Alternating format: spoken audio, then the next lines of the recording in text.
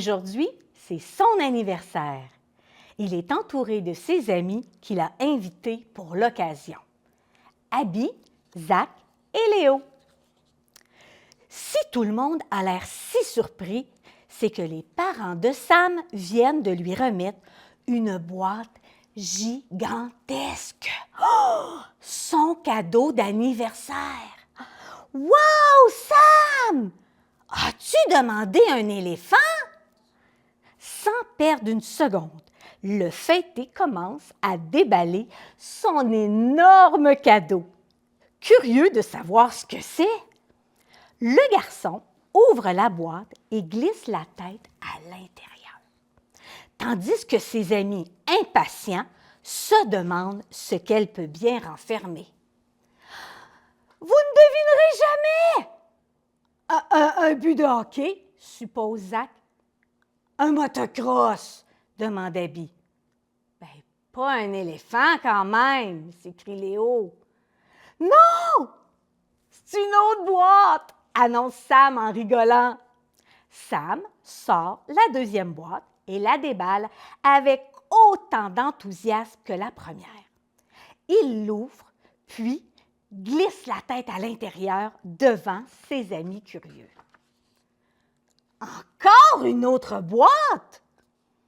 Le garçon sort la troisième boîte, la déballe et l'ouvre pour découvrir une quatrième boîte. Cette dernière contient encore une boîte qui en renferme une autre et ainsi de suite jusqu'à ce que l'enfant se retrouve avec une tonne de boîtes de carton vides autour de lui. Un tout petit paquet dans les mains et de la déception plein le cœur. Ben, c'est peut-être une rondelle de hockey? Un Lego de moto? Une souris? Le cœur gros, Sam déchire le papier. Il se met à hurler de joie. Un cellulaire! Ce n'est pas vrai! Merci papa, merci maman! Sam saute dans les bras de ses parents pour les remercier de ce cadeau inespéré, si désiré, et court s'installer sur le divan pour ouvrir le téléphone et le configurer. Pendant ce temps, ses amis restent plantés là à le regarder. On va devoir discuter avec Sam de l'utilisation qu'il fera de son téléphone, glisse maman à papa avec un petit clin d'œil.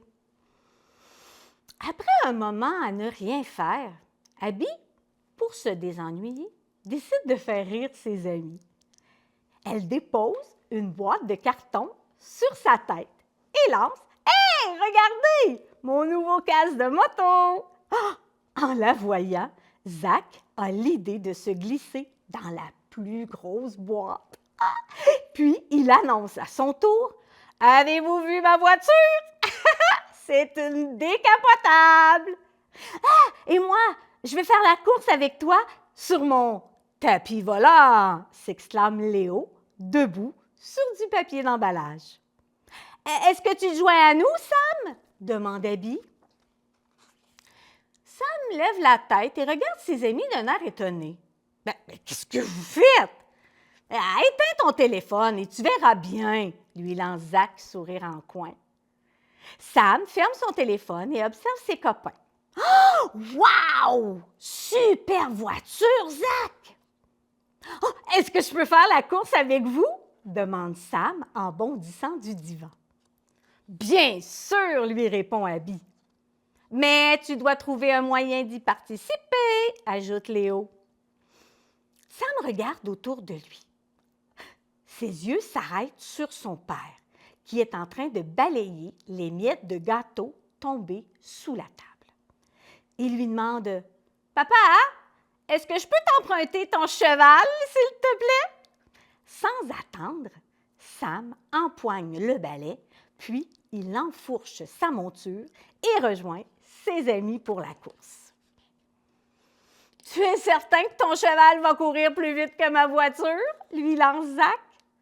Sam reprend son téléphone, fait une recherche et annonce. Je lis ici que le cheval le plus rapide du monde a atteint une vitesse de 71,9 km à l'heure au galop. Mais comme le mien a mangé des miettes de gâteau, il sera 3 fois plus rapide que ça, j'en suis certain. Oh, c'est ce qu'on verra, dit Zach. Les amis pauvres de rire, tandis qu'Abby donne le signal du départ. À vos marques, prêts, partez! Le père de Sam hausse un sourcil en regardant son enfant. Perplexe, il demande à sa compagne. « Comprends-tu ce qu'ils font, toi? » Ils jouent. Avec des boîtes, du papier et un balai. Mais non, voyons, avec leur imagination, lui répond la maman, souriante, tout en immortalisant cet instant magique grâce à l'appareil photo du nouveau cellulaire de son fils.